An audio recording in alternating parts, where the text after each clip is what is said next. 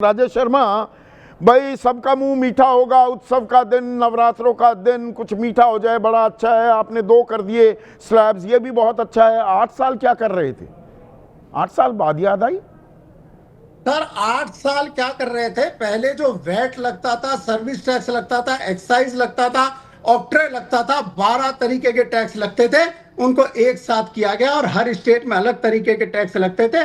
दर्जन टैक्स भर टैक्स को वन नेशन वन टैक्स में करके व्यापार को आसान वन किया। नेशन वन टैक्स कहाँ किए? 5-5 टैक्स लगाए। कितनी श्रेणियां थी? 5, 12, 18, हर 28। स्टेट में अलग होता था पहले, और हर स्टेट में ऑक्टर के गेट पे लंबी लंबी कतारें लगती थी। वहां पे लोगों को रात रात भर खड़ा होना पड़ता था। आज वो सीधी सीमलेस क्रॉस कर रहे हैं, लॉजिस्टिक का खर्च बच रहा है उससे, और स्टेट के बॉर्डर के चेक पोस्ट हट चुके हैं। तो ये जो सारी चीजें, इसमें व्यापार आसान हुआ था और ये सबने माना था। कोई भी आप व्यापारी को पूछ लीजिए जो उसको इतनी रिटर्नें भरनी पड़ती थी, इतने तरीके के फॉर्म भरने पड़ते थे, अलग तरीके के इतने तरीके के टैक्स देने पड़ते थे, वो इकट्ठा एक जगह टैक्स वो देने लगा। सारा बोझ, वो 50% जो नीचे का तबका आबादी का जो था, उसी के ऊपर सारा। अरे सुन तो लीजिए, आंकड़ा गलत दे रहा हूं तो बताइएगा। तो वो सारा बोझ जो बॉटम 50% है हमारी आबादी, जो गरीब तबका है, वो 64% टैक्स देता है ना। जीएसटी का गलत जानकारी तो नहीं दे रहा, उसके ऊपर सारे टैक्स लगा दिए। अमीर तबका तो 3% टैक्स दे रहा था, या गलत बता रहा हूं? अरे पहले वैट या सर्विस टैक्स या एक्साइज नहीं दे रहा था क्या? पहले दे रहा था। अच्छा। अब फिर जीएसटी एक नाम हो गया। अच्छा, उसको लोगों ने गब्बर सिंह टैक्स बोला, कुछ और टैक्स बोला, गड़बड़ सड़बड़ टैक्स भी। हाँ। झूठ और आरोप लगाए और लोगों ने उसका फायदा उठाया। ये सरकार हरदम रिफॉर्म ट्रांसफॉर्म करती आई है और रोज बदलाव दिया, और आज ये खुशखबरी है।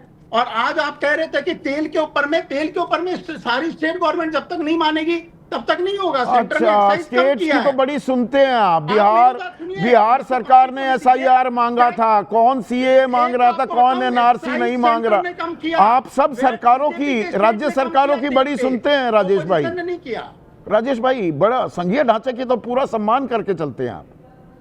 नहीं, यहाँ पे तो जो सिस्टम है, सारे लोगों को अभी भी कॉन्फिडेंस में लेके किया गया कि भैया हमने रेट कम करने हैं। लोगों का जो विरोध था उनको समझाया गया कि भाई इससे हमारा परचेजिंग पावर बढ़ेगा, और परचेजिंग ये पावर 8 साल तक ये दिव्य ज्ञान क्यों नहीं आया? अभी क्यों आया? जब आपके टैक्स की कलेक्शन धीरे धीरे बढ़ रही है, लोग उसको टैक्स देने पे, मोदी जी पे भरोसा है, लोग टैक्स दे रहे हैं, टैक्स की कलेक्शन बढ़ती गई है। आज आप बोल रहे हो कि 12 लाख की लिमिट कर दी, 12 लाख तक कोई टैक्स नहीं है इनकम टैक्स में। ये कैसे करी?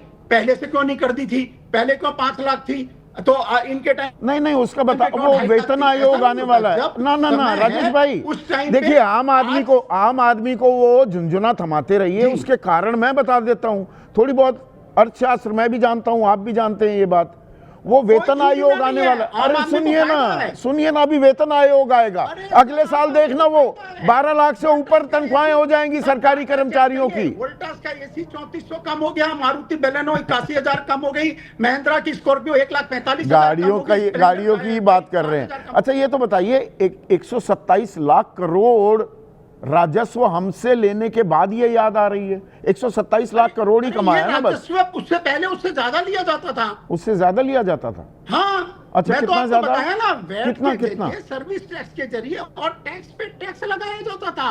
अच्छा, डबल टैक्सेशन। इसीलिए प्रधानमंत्री जब नहीं थे, गुजरात के मुख्यमंत्री थे नरेंद्र मोदी, तो वो जीएसटी लागू करने का विरोध किया करते थे। हाँ, विरोध इसलिए किया था क्योंकि उन्होंने आईजीएसटी और सीजीएसटी को अलग नहीं किया था कि स्टेट का पैसा स्टेट को जाए, सेंटर का पैसा सेंटर के पास रहे। जा रहा है स्टेट का पैसा, हमारी का पैसा जा रहा है। कहा स्टेट को उसके पैसे वो मिनिमम गारंटी जो अरुण जेटली ने दी थी वो निभा रहा है, केंद्र सरकार निभा रही है। आपको बताऊं, आईजीएसटी एसजीएसटी जो हमारी डिमांड थी, वो हम आने के बाद में हर स्टेट का एसजीएसटी और आईजीएसटी अलग अलग ना, आप सीए की तरह बात ना कीजिए। थोड़ा बहुत मुझे ज्ञान है। आप मिनिमम गारंटी की राज्य जितना कमा रहे थे उसका 14% ब्याज समेत देगी सरकार, दे रही है क्या? सीधा सवाल पूछ रहा हूं ना राजेश भाई। सर सीधा सरकार का मैं बता रहा हूं, जो उस टाइम की डिमांड थी कि हर स्टेट को उसका शेयर मिले, हर स्टेट को उसका शेयर मिल रहा है। और हमने जो सेंटर का कलेक्शन है उसको भी 10% बढ़ाया। ये मोदी गवर्नमेंट ने बढ़ाया, आप चेक कर लो सर, आपको भी याद होगा। ये आपको ट्रंप ने 50% टैरिफ लगाया और आपको याद आई कि अब तो भाई आम आदमी की जेब में कुछ तो देना पड़ेगा, तो वो दिया जा रहा है। देखिए, ट्रंप के लगाने का नहीं है, आज के दिन लगातार ये स्वदेशी का अब एक माहौल है, लोगों को समझ आ रही। अच्छा, स्वदेशी का माहौल ये कब आया? स्वदेशी का माहौल नहीं, पहले भी था, इसको और बढ़ाना है। अच्छा, स्वदेशी का माहौल 2015 में आया था। राजीव ने वन डिस्ट्रिक्ट वन प्रोडक्ट बहुत पहले किया। अच्छा, क्या हुआ था उसका? नहीं, एक बहुत अच्छा किया आपने मेक इन इंडिया का जिक्र किया। सुनिए तो मेक इन इंडिया 2015 में कहा था ना, और मैन्युफैक्चरिंग का योगदान देश की अर्थव्यवस्था में 25% हो जाएगा। उस वक्त 16% था। आज की तारीख में मैन्युफैक्चरिंग का योगदान कितना है? 12% है ना। 16 से 12 हो गया। बहुत कमाल का मेक इन इंडिया हो रहा है। अब आपको स्वदेशी याद आ गया। सर देखिए, ये इंडिया की ग्रोथ स्टोरी चालू है। इंडिया यंग कंट्री है, इंडिया की कंजम्पशन ज्यादा, एवरेज इनकम इंडिया की बढ़ी है, और मिडिल क्लास के पास ज्यादा पैसे आए हैं, और इससे भी ज्यादा पैसे आएंगे। परचेसिंग हाँ, जैसे कहा जा रहा है कि लघु, मध्यम और कुटीर उद्योगों को रफ्तार मिलेगी, वो मिली थी। वो नोटबंदी भी आई थी इस देश में 2016 में। काला धन आएगा। कितना आया था वो काला धन? 50 दिन आपने लोगों को लाइन में खड़े करे रखा। एक मिनट सुनिए ना। एमएसएमई की कमर तोड़ दी, उसके बाद लगाई जीएस। अब सवाल नहीं सुनेंगे ना पूरा। 6 लाख एमएसएमई बंद हो गए कि नहीं इस देश में? मैं गलत जानकारी दे रहा हूं क्या विजय सरदाना? आपसे एक बार 1 मिनट रुकिएगा राजेश भाई। विजय सरदाना, मैं गलत जानकारी दे रहा हूं क्या? देखिए, आप इस बात को समझिए संदीप जी कि पिछले 10 साल में चाइना से आयात डबल हो गया है, और भारत की इनकम बढ़ी है 80% और आयात बढ़ा है 106%। इसका मतलब यह है कि एमएसएमई चाइना से खरीद के अपना लेबल लगा के भारत की जनता को दे रहा है। हो गया मेक इन इंडिया। सवाल इस बात का है जाते हम स्वदेशी को चाइना तो सवाल इस बात का है कि एमएसएमई को चाइना जाने की मजबूरी क्यों है? क्यों हमारा जो इंपोर्ट है वो डबल हो गया, जबकि मैन्युफैक्चरिंग डबल होनी चाहिए थी? भारत की आबादी बढ़ गई, पर कैपिटा इनकम बढ़ गई, लेकिन आयात बढ़ गया। ये चिंता की बात है। तो ये मैं ये आपसे यही कंपनियां भारत के कंज्यूमर की जरूरतें पूरी नहीं कर पा रही है। तो ये स्वदेशी का अभी नारा ये मजबूरी में लगाया जा रहा है। स्वदेशी को जमीन पर तो उतारा ही नहीं हमने। उतारा है क्या विजय भाई? देखिए, सबसे बड़ी सवाल इस बात का है कि बाजार में आज भी देसी माल है, आज भी चाइनीज माल है, आज भी विदेशी माल है। कंज्यूमर स्वदेशी क्यों नहीं खरीद रहा है? ये अपने आप में बताता है कि कंज्यूमर को या तो क्वालिटी पसंद नहीं है, या उसको रेट ज्यादा लगते हैं, या उसको वैरायटी नहीं मिलती है। आफ्टर ऑल खरीद तो हिंदुस्तान का कंज्यूमर ही रहा है ना, बाहर तो जा नहीं रहा।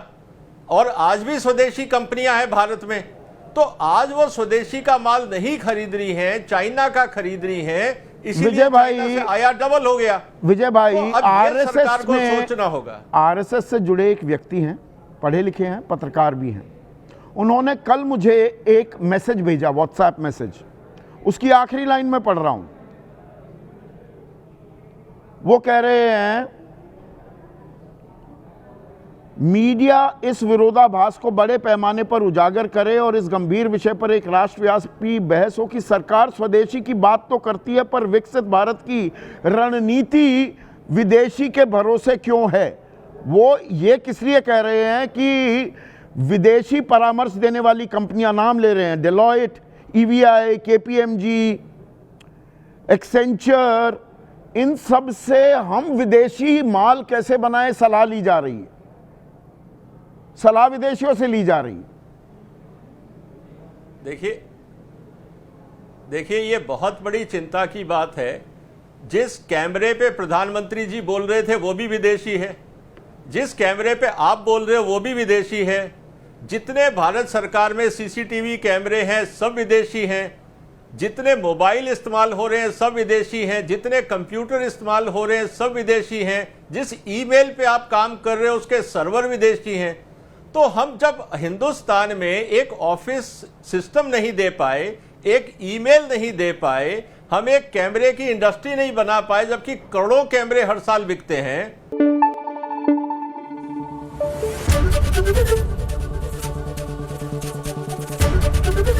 एबीपी न्यूज आपको रखे आगे।